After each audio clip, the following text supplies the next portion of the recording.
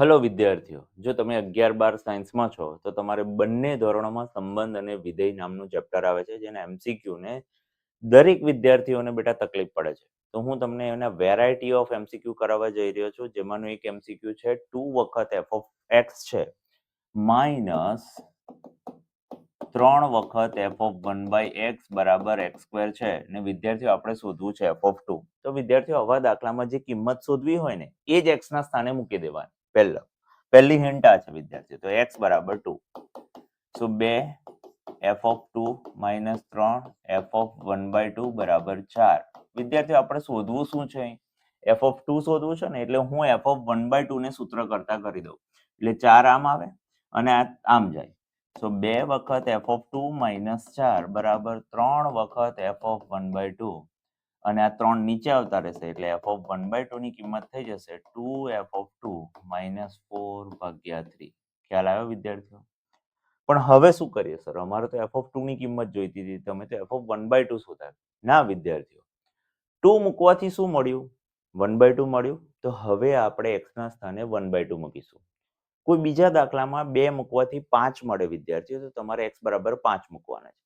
8 મૂકવાથી બેટા 10 મળતો હોય તો તમારે x બરાબર 10 મૂકવાના છે. ખ્યાલ આવ્યો? એટલે તમારી જે કિંમત મૂકવાથી બીજી કિંમત ઉદ્ભવે એ કિંમત મૂકવાની છે. એ છે આ દાખલાનો હિન્ટ બેટા. સો હવે x બરાબર હું બેટા 1 by 2 મૂકીશ. ક્યાં? આ દરેક x ના સ્થાને. f 1 by 2 minus 3 વખત 1 ના છેદમાં 1 by 2 બરાબર 1 by 2 નો સ્ક્વેર.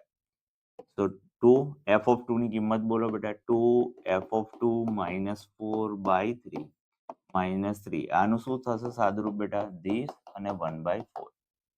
અંદર ગુણી નાખો તો 4 f of 2 minus 8 minus 9 f of 2 બરાબર 3 by 4 થશે વિદ્યાર્થીઓ. તો આમાંથી આ જશે તો minus 5 વખત f of 2 બરાબર 3 by 4 plus 8 થશે.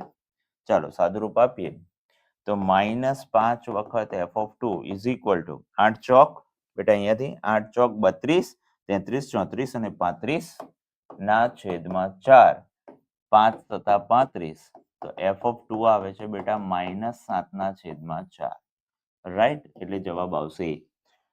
વિદ્યાર્થીઓ આપણો એક જ મોટો છે કે ગુજરાતના દરેક વિદ્યાર્થીઓને જેનો ગણિતનો ડર છે, યા તો જેને મેથ્સના કોન્સેપ્ટ નથી સમજાઈ રહ્યા, એવા દરેક વિદ્યાર્થીનો કોન્સેપ્ટ હું એટલે કે ભાવેશ સર ક્લિયર કરે.